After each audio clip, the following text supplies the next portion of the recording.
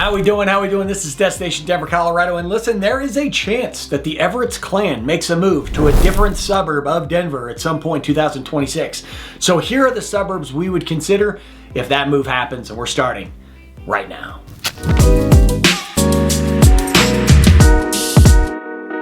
All right, this is Destination Denver, Colorado. I'm your host, Jimmy Everett, and listen, there are two things we do here. One, we talk all things eating, living, breathing, experiencing the Denver Metro and the Colorado Front Range.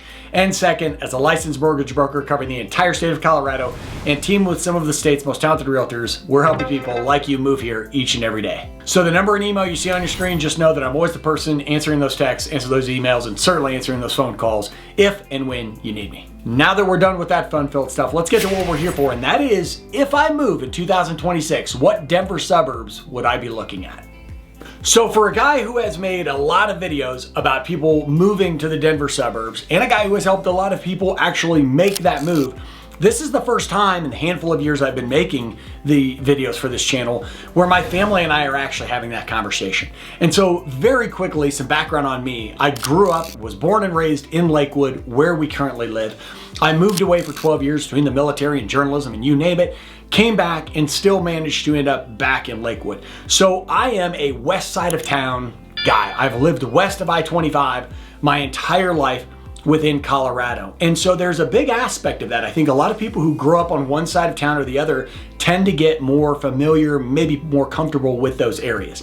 The second thing I would say is that I consider Lakewood to be one of the best suburbs of all of Denver. I think its location is spectacular, the parks, the amenities, you name it. I do not include it in the list you're about to hear about because at the end of the day, I don't think that we are going to move and remain in the same suburb. Maybe, but not likely. And so I really want to hit on these locations that have stood out to us for various reasons, and I'll be transparent with you throughout the video of why we will probably consider certain suburbs in this list more than others and why. So with all of that said, the first suburb I'm going to talk to you about is Lafayette, Colorado, located northwest of Denver, roughly 30 minutes outside of Denver. You're right between Denver and Boulder, little closer to Boulder. You're also in close proximity to Broomfield and other really cool towns like Louisville and Superior. And so why do we like Lafayette? Because it just feels like a real town with real personality. There's a lot of suburbs of Denver, and Lafayette's a little farther out than some of the other suburbs that we're looking at, but Lafayette just has these cool character traits to it. So when my wife and I were thinking about our daughter, we're looking at community energy that's real. We're talking about people showing up, events that feel local, and you don't feel anonymous within Lafayette. You feel like this closeness. And it is a smaller town, but you have these bigger towns, including Boulder and Denver, nearby. We also think that Lafayette is much like Boulder living when it comes to outdoors. A lot of amenities, a lot of things that want to make you get outside and do the activities, and it's daily life outdoors that's built in. So you have parks, trails, lake life, and you actually use it weekly, sometimes daily. It's not just a once a month community. We also like to us that Lafayette is in Boulder County, and it gives you a Boulder vibe-ish, again, as far as the outdoors, as far as the activities, but it doesn't give you the Boulder level activity. It's more grounded, it's still outdoorsy, it's still creative, it's not quite as granola, I'll admit it, as Boulder, and I'm gonna go ahead and make some enemies on this video, but it's not as pretentious as Boulder can sometimes be.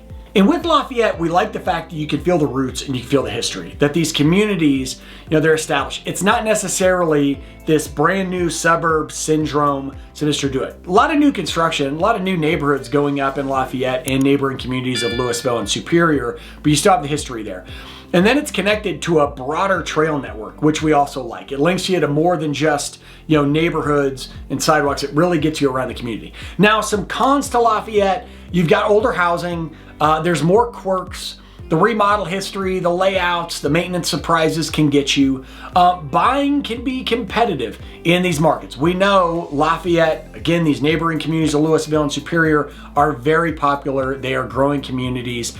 And then I think that you need to be smarter with your due diligence than average. Like, location matters in this aspect to people more than any of us expect. And this Lafayette area is really growing in popularity as far as its location. Next up on our list, and very close, I actually mentioned it, is just a little closer to Denver along Route 36, and that is Broomfield. Now, Broomfield is not only its own town, it's its own county, it's a large suburb. The one knock I will give it right out the gates that kind of reminds me of Lakewood in many ways is that Broomfield doesn't have a centralized downtown area. Something that I should have mentioned Lafayette does have. And I really like that aspect. That's something about most of the communities you're going to hear about today that they have in common, but Broomfield is one of those exceptions.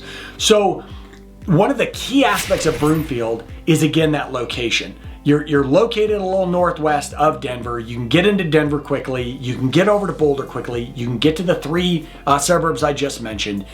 You're still on the west side of town. It's easy to get to the mountains. It's surprisingly easy to get to the airport. So from a location standpoint, Broomfield might be the best of the lot.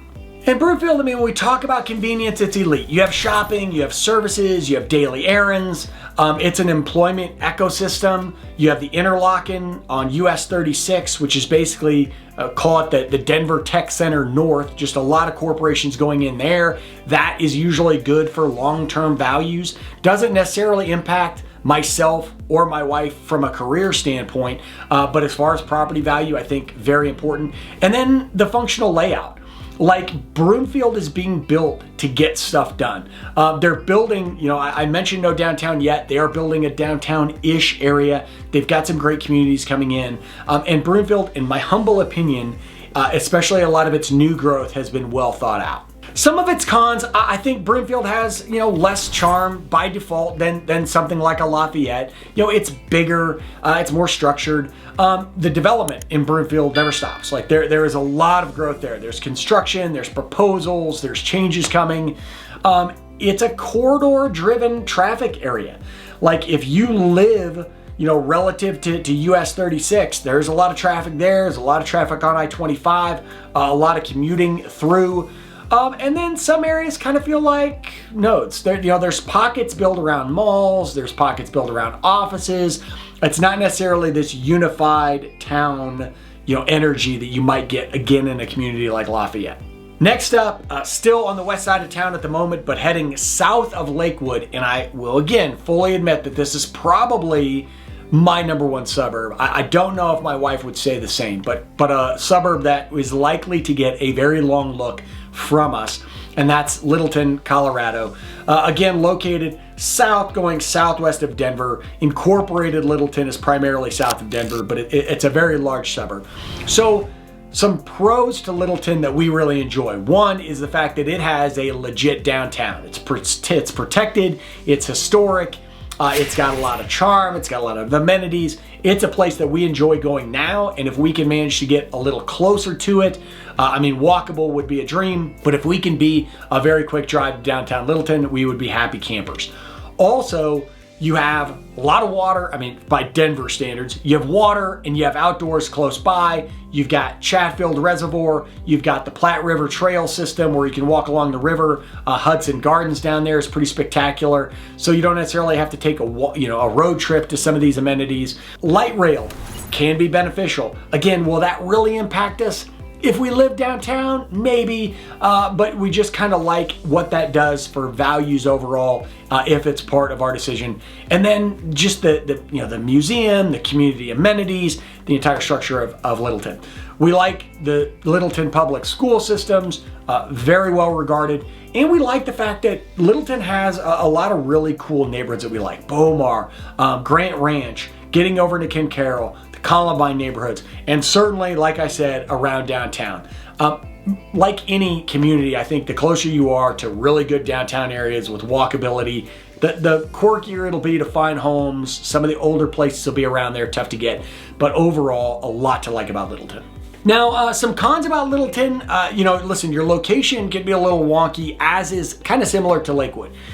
Downtown Littleton, very popular. You can be out in some space. You can be out in some very suburb where you have to drive to anywhere you need.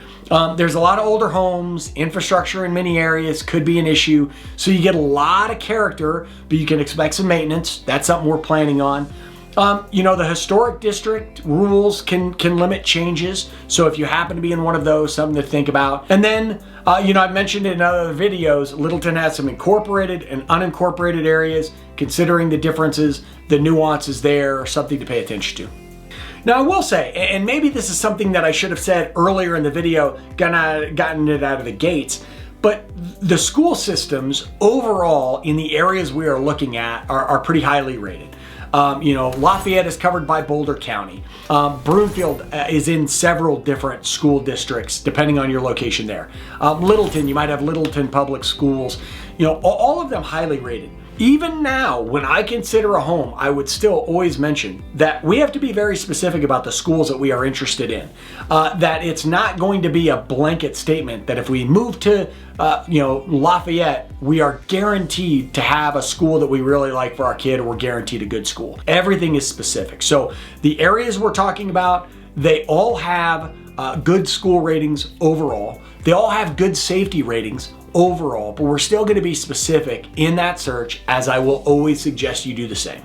So a couple more for you, and this time I did include one on the east part of Denver, southeast Denver, and that is Parker, Colorado. And listen, do I think that we will actually end up in Parker, Colorado? I don't. Unless a house blows our mind, I think that's too much of a location change and a lifestyle change for where we are. Why do I include Parker, and why would I look at it? Because Parker is one of those communities, much like Broomfield, that as I started making this channel, I've really grown to enjoy. And I've always said, every time I've made a video about Parker, I've made the comment that if we ever thought about moving, and we thought about the east side of town, or moving, geographically really changing where we are, Parker would be the place we would look at. No question, I would back that up with efforts. So Parker, for a lot of people, is a place where you want the community energy, but you still want the suburb convenience, and you want some newer housing options. They've got some established communities, certainly, but also a lot of new construction. So of all the communities that we've covered, maybe Lafayette compares to it, but I think that Parker has the strongest town identity. That it's not just neighborhoods, it's tradition, it's civic energy, it's really a collective. You have a family lifestyle that is dialed. You've got parks, you've got routines, you've got programs, you've got, easy to raise kids type infrastructure. You really feel that within the community. It's really something that has also been expressed to me by my friends and colleagues that live there. You've got a lot of unique local amenities. You've got the Pace Center, which is for the arts. You've got signature events. You've got seasonal traditions. Downtown Parker is a great environment. O'Brien Park right there. A lot of events, just enough walkability, not a huge downtown, but comparative to the downtown in Lafayette, where it's just enough, it's something you can go do on the weekends, coffee shops, restaurants, etc. And a ton of events. They have Parker Days and Trunk or Treats and an art festival, a jazz festival. Parker was one of those communities that has always done events, and it's just grown in energy over time. Cons to Parker, again, you'll have some main road dependency. You really rely on Parker Road a lot. There's a few corridors, so if you have some traffic issues, that's going to be a challenge. Events, some of these events you might love, some of them might disrupt your day because they're basically consuming downtown. Watering rules and landscaping expectations can clash. That has been kind of one of the issues that I've heard about Parker over time. And for us, I think, again, when I'm looking at things, the lifestyle change. Being in a different part of town than I have ever consistently existed in, being on the east side of Denver. I could talk to you about the wind and the open space exposure. That's a big knock that comes about at Parker. I don't think that's what would impact us. I think what would impact us is how quickly we like being able to get downtown, how quickly we like being able to get to the mountains. Certain areas of town that are important to us, which include Boulder, and because we have a lot of friends and people up there, so we'd be on the opposite. As far away as we could probably be from Boulder, while still considering ourselves in the Denver metro. So a great community, probably, and again, admittedly, lowest on our ranking, except for Highlands Ranch. Now I'm going to tell you, I included Highlands Ranch, and I battled on this because I was looking at Highlands Ranch and I was looking at Greenwood Village. Greenwood Village, a great community south of Denver. I've had a lot of people from California recently mention that it kind of reminds them of California. You can make your political comments all you want. Folks, I know you go crazy anytime California is mentioned, but they were talking about good things about California. Some of the amenities, some different aspects there. Why did I go with Highlands Ranch? Because Highlands Ranch is the quintessential, planned suburb. It is basically a well-run machine. If you want structure and you want stability and you want to know that you're going to be in a good community that isn't going to go downhill anytime in the near future, Highlands Ranch is probably it. So the amenities there are ridiculous. You've got rec centers, you've got programs, you've got fitnesses, pools, you got the whole setup. You have trails and open space that are built in. You don't have to plan nature. They have already planned it for you. It is predictable. Daily life is stable. It's organized. It's consistent. You've got great backcountry access. You've got these big open spaces, these big trails. It's right there. Some of the best views. It's just well thought out. And again, I mentioned from family to logistics, it's just easier. The routines, the sports, the schedules, the infrastructure. They really thought Highlands Ranch through. This is like the original master plan community that came up in the 90s and continues to be one of the most, if not the most popular family-related suburbs in all of Denver. Knocks, and the ones that I think Highlands Ranch can feel too planned. Some people love it, some people feel boxed in. I have a love-hate relationship with it. The layered governance and the fees, some of the HOAs, some of the costs, those are not some of my favorites. I don't mind a small level HOA like we live in now where we can mainly do what we want, but to some extent when we get to extreme stuff, we have to talk to our neighbors and just make sure it's cool. In Highlands Ranch, you can have a lot of communities where it is ruled with an iron fist. That HOA is in charge. You can also see a lot of cookie cutter-ness to Highlands Ranch, where certain neighborhoods just look like every other neighborhood. Some trail access is resident leaning, so not all open space functions the same way. And if you won't use the amenities, you're still paying for them. So if the amenities aren't a big deal to you, whatever. Again, schools, safety, all of those things are going to be very highly rated in Highlands Ranch. The reason, again, this is just a lifestyle change. When we look at Parker, when we look at Highlands Ranch, these are two, you're a distance from Denver, you're a distance away from some of our other locations that we really enjoy. Highlands Ranch does not have, a central downtown, doesn't have a really focal hangout spot, so you're going to be driving somewhere else. I think location is what ranks these two lower on our list than anything else. But take away location, which is obviously very important, and they're spectacular, they're hard to beat. Now, very briefly, for those of you watching this video who have drawn some interest to some of these suburbs, I also wanted to give you two alternatives. And again, I'm not saying these are alternatives that we are looking at, but I thought about, okay, if I was looking at Lafayette and Broomfield, but they didn't quite fit for me, where would I suggest somebody look? In that case, if Broomfield and Lafayette aren't the place, I would look over towards Erie, located north of Denver up I-25. And why? Because I think Lafayette is this established soul, whereas Erie is this newer lifestyle platform. It is one of the fastest growing communities in all of the nation, let alone the Denver area. It's got more newer housing options. It's in a great connector position where you can get up north easy, you can get down into Denver pretty easy and over to the mountains, and it's got a ton of momentum. The area itself is becoming, it's still, I should say, it is still becoming, it is still growing. The cons, Erie can feel a little bit split. You've got old Erie and new Erie. Growth will cause friction. You got a lot of new construction up there. You got infrastructure that is still catching up to all this growth. Literally ranks, I believe, in the top 10 nationally for growth, certainly in the top 20. And then you have a 2-county complexity. So you got 2 different counties affecting Erie. So some really good reasons to take a look. And again, that is if the northern part of town appeals to you, but maybe Lafayette and Broomfield didn't. And to the south, when it comes to Parker and Highlands Ranch, when I look at those, and this is very common, if people like Parker and they like Highlands Ranch, they go a little farther south and they look at Castle Rock.